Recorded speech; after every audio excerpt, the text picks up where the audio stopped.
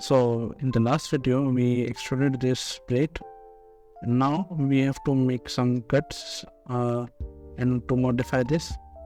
Now we have to add a cut and a groove on the surface. Now to sketch on a surface, we first click on the surface we need to sketch, and then we right click on it, and then we choose normal to make sure that we have an ease for sketching on it. Then select the surface of where we have to extrude, then go to sketch, then sketch. This will help us to sketch on this. Now from the sketch menu, go and select the center rectangle. So we have selected the center rectangle. Now from the center we need two grooves. So here add a groove. We need almost here up to here, and then we need an extrusion. Let it be, let's increase the size since we have not defined it, and thin a bit. Yes, and now another sketch another center rectangle. Okay, so make two rectangles like this. Now go to trim, as we have done. Trim the inside portion by using the power trim. Make sure you cut all the way through, and it becomes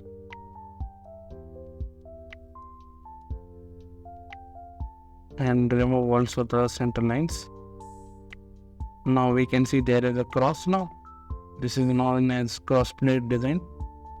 So now let's dimension the thicknesses. Now this thickness is about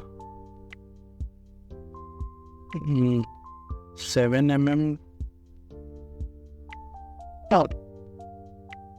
Also from here this is 7 mm, which is also defined. This thickness is also 7 mm. Let's define this as well. This is 7 mm. Now here is an issue. We don't have a center line and the sketch is not fully defined. So to center line, we'll give a dimension from here to here, which is 2 mm, and from here, no, let's because it is 7, let's rename the dimension as a 3.5, which will center it. Now we need again a dimension from here to here.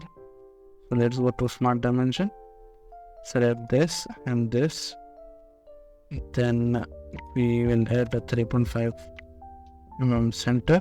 Then this is found the center. This is how we center the grooves.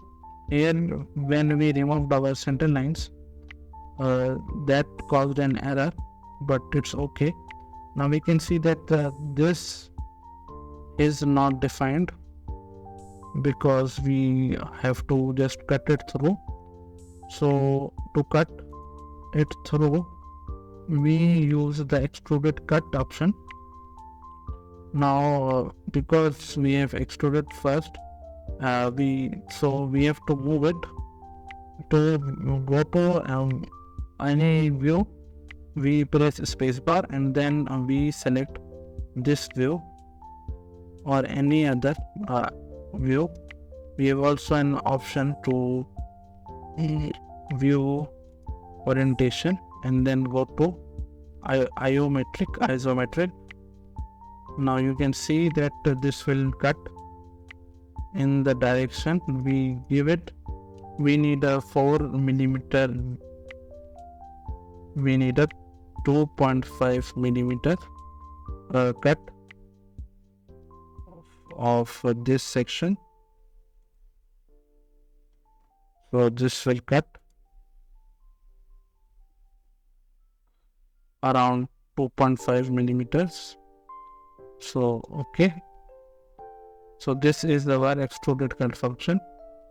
We'll see more commands as filleting in 3D in the next video.